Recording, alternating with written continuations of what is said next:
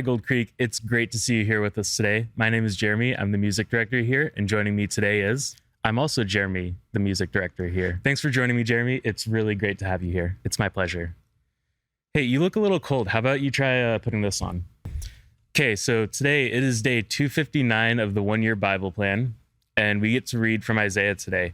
These chapters have a lingering theme of defeat and terror and stuff like that. Yes, very much so. But in the middle of all this defeat, there's a verse that kind of sticks out. It's in chapter 24, and it says, "They lift up their voices, they sing for joy over the majesty of the Lord, they shout from the west. Therefore in the east give glory to the Lord, in the coastlands of the sea give glory to the name of the Lord, the God of Israel." That's a little different from the rest of the chapter. Yeah, in the middle of all this despair, there's a praise pause. It stops the flow of what's going on to say, hey, we need to praise God. Whatever we're going through, any despair or pain we're in, it's important to pause for a moment and just glorify God. Yeah, that's something that takes a lot of practice, but it's important for us to do.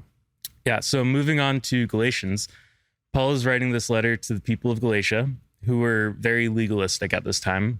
The law is very important, and they were beginning to equate the law to their salvation. So while the law is important, the Galatians were beginning to kind of act more like Pharisees as opposed to Christians. And so Paul kind of calls them out and tells him, I've been crucified with Christ. It is no longer I who live, but Christ who lives in me. And the life I now live, in the flesh I live by faith in the Son of God who loved me and gave himself for me. I do not nullify the grace of God, for if righteousness were through the law, then Christ died for no purpose. Wow, that last line hits hard, right? He's telling the Galatians, hey, following the law is good and all, but it's not your salvation. You're trying to nullify the work that God has done with your own works, but he already did everything you need. Yeah, the Galatians were hearts written in the right place, but they just missed the main point. Exactly, Jeremy. Wow, you're really smart, but I'm sure you hear that often, every now and then. You know, the psalm we're reading today ties into this idea. Today's section closes with the line, "Oh, grant us help against the foe, for vain is the salvation of man. With God we shall do valiantly. It is he who will tread down our foes." It's what the Galatians needed to hear. Yeah, exactly. The Galatians are just missing this little idea that's mentioned in this verse and a lot of others. Whatever we do on our own, we're going to come short of what we can do with God.